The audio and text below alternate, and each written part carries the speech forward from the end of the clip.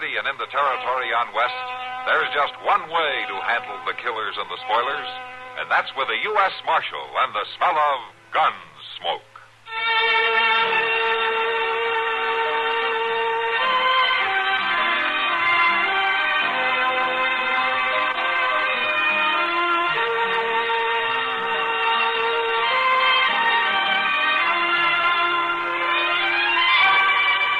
Gunsmoke, starring William Conrad, the story of the violence that moved west with young America, and the story of a man who moved with it. I'm that man, Matt Dillon, United States Marshal. The first man they look for and the last they want to meet. It's a chancy job, and it makes a man watchful and a little lonely.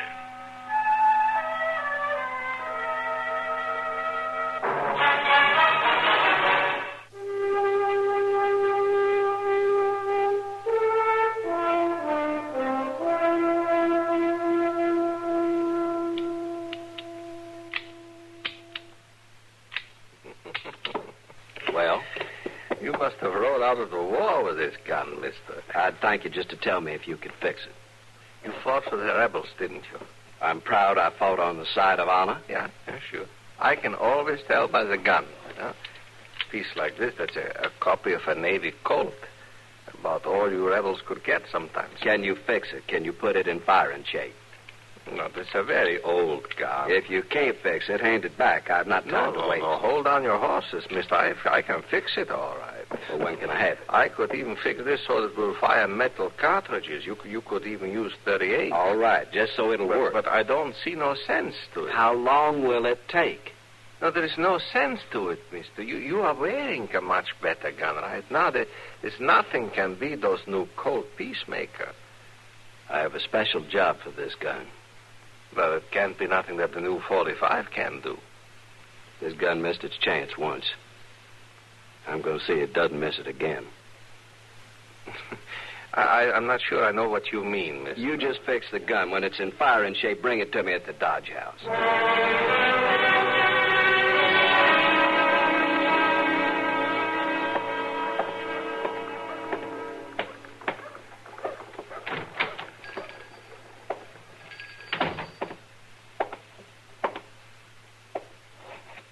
Storekeeper?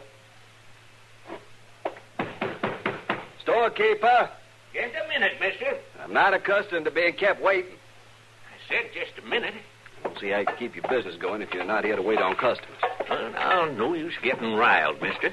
I've got a lot of things to do back there in the storeroom. Folks in Dodge know I'm here. They know I'll wait on them as soon as I can. No way to run a business. You want something, or you just come in here to talk? I want a coffin.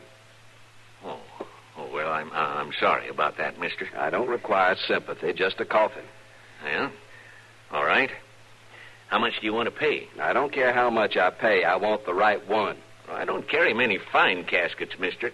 Not much call for 'em out here. I want a box like the North used during the war between the states. An army coffin? I ain't never carried nothing that cheap in my whole store. Have one made up then. Well, I might be able to do that. I want one just like the one they buried the Yankees in. Oh, is this going to be a military funeral? Not exactly. I mean, was the deceased a soldier? He was a soldier once. He should have died a soldier. Well, now, it don't make much difference what kind of coffin a man's buried in. And now, what I got back here... He won't rate anything better than a Yankee coffin or a Yankee death.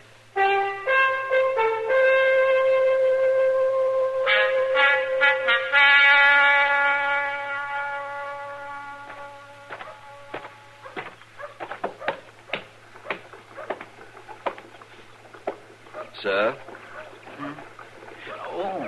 Oh.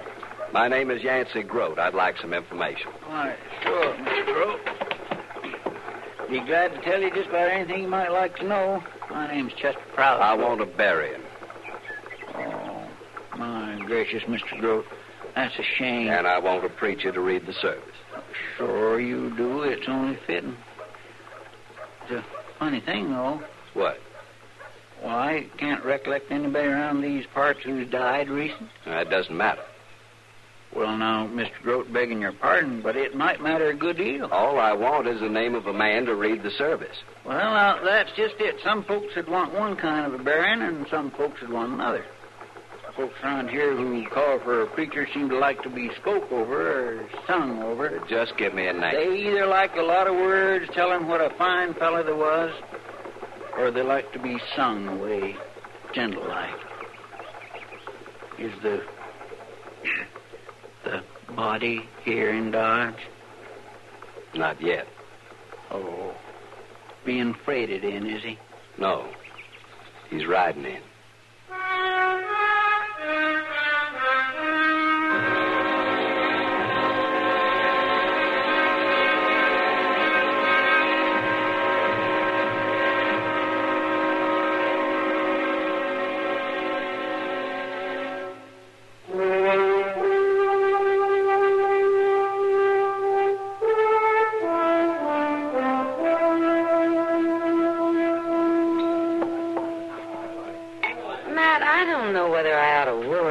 You or not.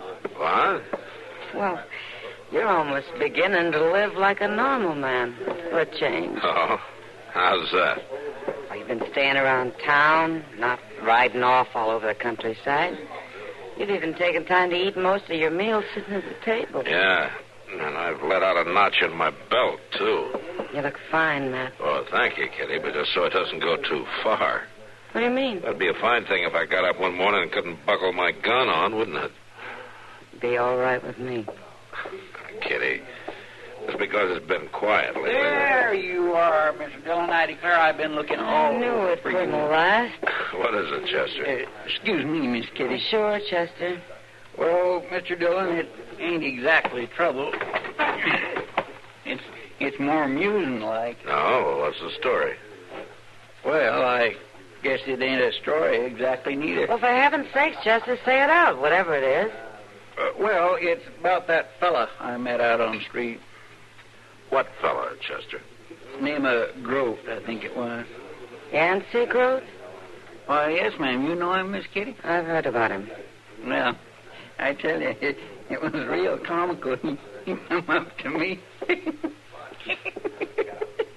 Chester, what did he come up to you about? Well, that's just it. He come up to ask about getting a preacher for a burying. What's so funny about that? Don't you see, Mr. Dillon? He's getting pretty far ahead of himself. He wanted this preacher to bury a man who ain't even dead yet. He ain't even in town. Well, is he sick? No, sir, he ain't sick. He's riding into Dodge as fine as can be. This Groat says he knows he'll be needing a preacher when he gets here. Now, don't that beat all? Matt. Yeah, what is it? It may not be so funny. You mean you know something about this? I've been hearing strange things about Yancey Groat. Well, what kind of things? Well, old Walt Dow was in here the other night. Did he sell Groat a gun? No, not exactly. But he was telling the boys at the bar about how this stranger wanted him to fix up an old Confederate pistol. The man wanted to use it to even an old score. And the man was Groat, huh? That's right. And then today, Jonas came in with a strange tale about him, too. It seems he was pricing coffins. Yeah. Chester, you know where I can find him?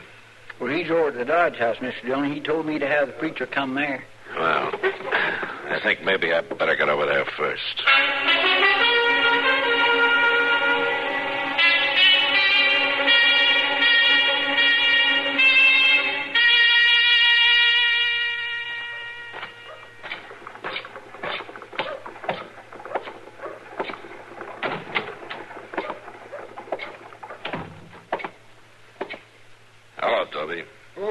Marshal? You, got somebody registered here by the name of Groat? Why, yes, we do. Yancey Groat, Southern gentleman. Uh-huh. Is he in his room now? Well, now, Marshal, I don't keep track of all the guests. Which room is his, Toby? Second from the top of the stairs. Thank you.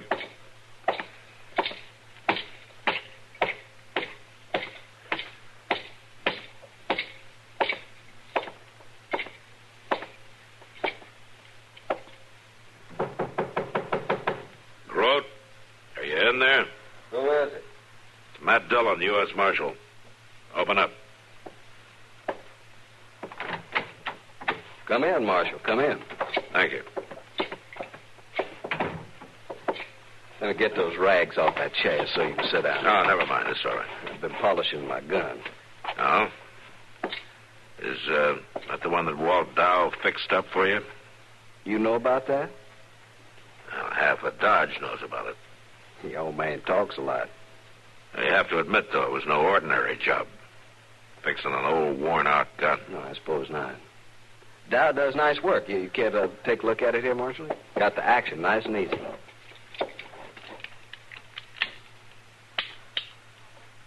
Yeah, it works fine. Dow seemed to feel that you had a special plan for this gun. Oh, I do, Marshal, I do. Maybe you better tell me about it, huh? Why, I'm going to use it to kill a man. Oh? Who is he? I don't think you know him, Marshal. Not that it make any difference. He isn't here yet. What's his name? His name's Tom Haskett. He'll be here in a few days. He's coming with a herd of cattle. And I'll be waiting. I've been waiting for too many years already. You listen to me, Groat. No, Marshal, you listen to me. There's nothing you can say to stop me. There's nothing you can do that'll save Haskett's life. I saved it once myself. And it was the biggest mistake I ever made. You're sure trying to make a bigger one. I know you're doing your duty as a lawman, but I'm here to do my duty, too. And I'm going to finish something I should have finished at Manassas. Most folks are doing their best to forget about the war, I Groat. had him there lying wounded at my feet. A Yankee soldier. I had this gun in my hand. I should have finished him. I should have finished him right there. It's no crime to let a man live. 2 years later, he was with Sherman in Georgia. Tom Haskett led his men to burning my home. My wife was killed trying to escape. I should have finished him. And I will. I can't blame you for your feelings, Groat, but killing isn't going to bring anything back. Your wife will still be dead, and you'll have a murder on your hands. This won't be murder, Marshal. Merely delayed justice. The court won't see it that way. There's no law in the land can stop me. I've been trailing Tom Haskett for years, and now I found him. And I'm going to kill him. Groat, maybe you can't help it if the bitterness in your brain is eating away the reason, but let me tell you something. You're not going to work out your revenge in Dodge. As soon as I hear that cattle drive is near town, I'm going to lock you up, and I'm going to keep you locked up till Haskett's safely out of town. You can't stop me, Marshal. I hope I won't have to, Groat. I hope maybe you'll stop yourself.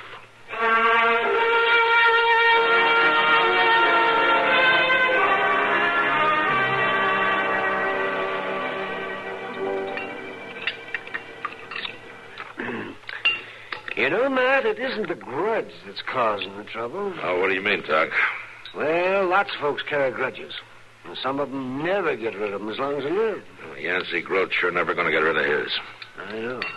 And if you just stop and think, about half of this whole country is carrying a grudge, it'll never get over either about the war. Yeah, I guess you're right, Doc. Mm-hmm. The trouble comes when folks can't control themselves about whatever's eating at them. When they're so riled up, they have to hurt or shoot or kill to get it out of their system. Yeah, like Groat. Now, I'll tell you something else, man. You may be able to lock him up or chase him out of town and keep him from doing any killing this time, but it won't stop him in the long run. He's the kind that won't let himself be stopped. Ever. Maybe so, Doc, but I sure got to try. Of course you do. Yeah. Here comes Chester. Looking hungry. Well, he hasn't eaten for at least an hour and a half. Of course he's hungry. Hello, Mr. Dillon. Doc. Chester, come on, sit down. Have your dinner, boy. Thank you. I could sure use something, and that's a fact. It's a wonder to me you had the strength to get here, Chester. It must be at least 5 minutes after noon already. Well, I would have been here sooner. You can count on that, but I was held up at the corner by Mr. Dobie. Oh, what's on his mind? It's about that Groat fellow, Mr. Dillon. I swear he just about makes as little sense as anybody I ever run into. What's he done now? Well, it ain't that he's done nothing. It's what he ain't done that makes you wonder. What? Well, you know how he was going around town making all kinds of arrangements for a burying. Yeah, go on. Well, sir, he's left town. Left town? Are you sure? Mr. Doby says he packed out early this morning, cleaned out his room, and rode off. Well, does Doby know where he went? No, we don't, Mr. Dillon. Moss Grimmick does. Oh, come on, Chester. Get it out. Well, Moss Grimmick saddled his horse for him, and Groat was asking which way the cattle drive would be coming from. Yeah, ready you have, Chester? Well, no. Bring him something to eat in a hurry. Well, no, I ain't in no special rush. Yes, you are, Chester. Meet me at the stable in 5 minutes. We're going to be riding south.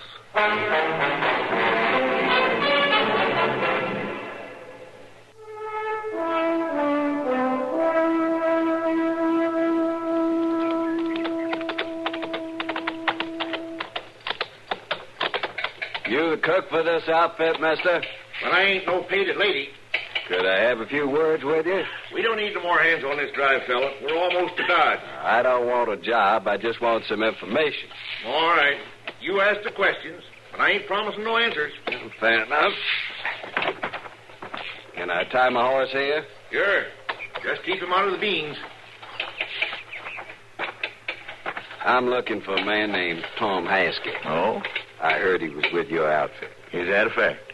I'd like very much to find him. We haven't seen each other since the war. Is he on this drive? Why don't you hang around and find out, mister? I could do that, of course, but, well, to tell the truth, I'd like to surprise him. Well, now, ain't that pretty? I know it may sound strange, but I don't think he ever expected to see me again. Oh. And I'd like to work it so our meeting is sort of private. Well, there ain't much privacy out here on the plains, mister.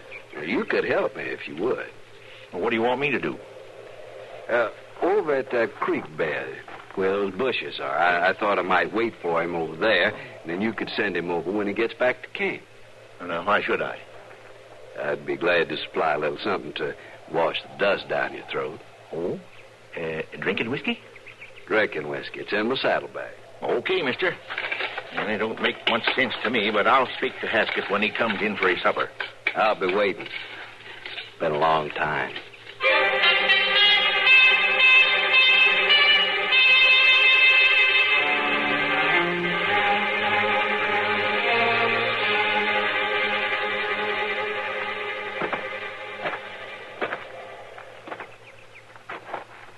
Somebody want to see me?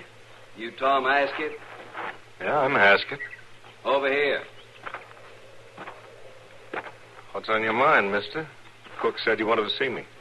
I thought you'd remember me. I know you? You ought to. Maybe I can jog your memory. You remember Manassas? Second Bull Run? You bet I do. Was you there, too? I was there.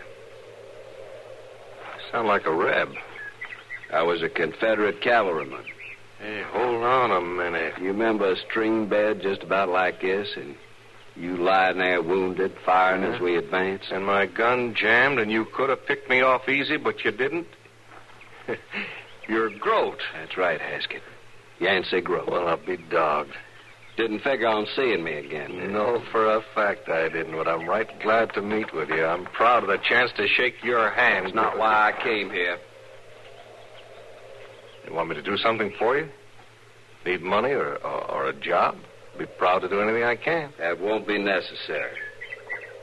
Well, then, I'm going to kill you, Haskett. it's a poor joke. I held this gun on you once before and let you live. I will not make that mistake again.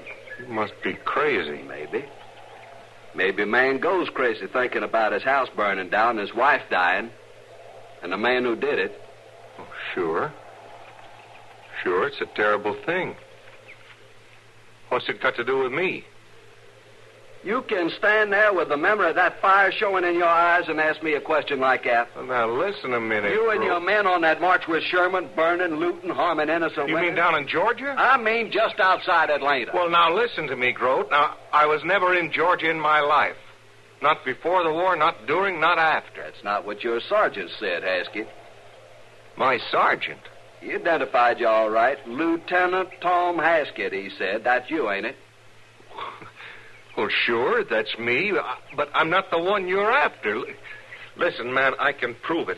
I was in prison. Burning a man's house, killing his wife. After his life had been saved? Look, shooting's too good for you, Hank. Groat, you got to give me a chance. I gave you one with the same gun in my hand. For the sake of heaven, Groat. No.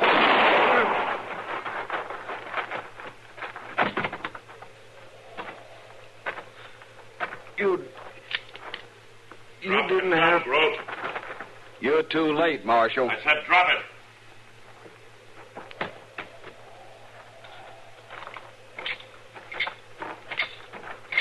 Pick it up, Chester. Is this Haskett? That's Haskett. But you're too late, Marshal. Haskett? Can you hear me? He's crazy. He's stark crazy. Chester. Yes, sir. Get over to the cattle camp and borrow a wagon. We got to get this man to Doc. Yes, Mr. You save his life, I'll just get him again. I don't think you're going to have the chance, Groat, one way or the other.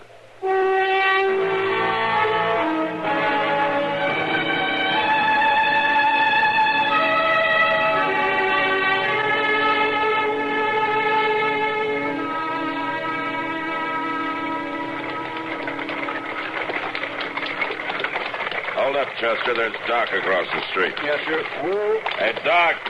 Hey, Doc. Come over here, will you? Oh, yes, sure, Mac. Nobody can help him. You just sit quiet, Groat. What is it, Mac? Doc, we got a badly wounded man in the wagon. Thought you ought to take a look at him before we moved him up to your office. Well, that's a good idea. Yeah, help me up, will you, Chester? Sure, Doc. Give me a hand. Yeah. Thank you, Chester. Now then, you just lie still. Let me see. Easy now. It'll just be a minute. What do you think, Doc? He's not good, man. Not good. Doc. We'll do what we can now, but just easy now. You're Doc Adams. That's my name. But you remember me? No, it doesn't matter. Now, don't you worry about it. Does matter. Look at me, Doc. I'm Tom Haskett. Now, don't try to talk. You got to remember Libby Prison, Doc. You remember Libby Prison? Sure. I was there long enough, but you got to be quiet. Look at my right eye. Scarred. Scar? Let me see. You tell him, Doc. Tell him I was there. Why, I believe you're right. You mean you do remember him, Doc? Well, yes, Matt, I believe I do. I might forget his face, but I can never forget that scar. I worked hard to save that eye. He was in Libby Prison with you? Yes, he was. Right up to the end of the war. And he couldn't have been with Sherman in Georgia. I just said we were in Libby, didn't I? Groat. Did you hear that? I made a mistake. You can just bet you did. You spend years of your life planning a killing and then end up shooting the wrong man. I saved his life once, Marshal. You've canceled that score, Groot. What do you mean? He's dead. I didn't mean... You lived your whole life just planning this thing. Ever since the war. Now, there's just one thing about it. What's that, man? At least another part of the war is over. But like most wars, it ended too late.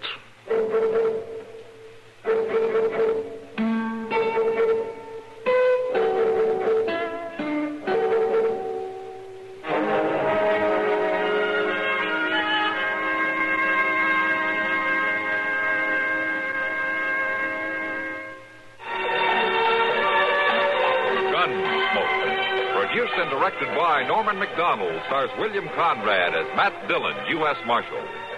The story was specially written for Gunsmoke by Marion Clark, with editorial supervision by John Meston. Featured in the cast were Harry Bartell, Lawrence Dobkin, Jess Kirkpatrick, and Frank Cady. Parley Baer is Chester, Howard McNear is Doc, and Georgia Ellis is Kitty. This is George Walsh inviting you to join us again next week for another story on Gunsmoke.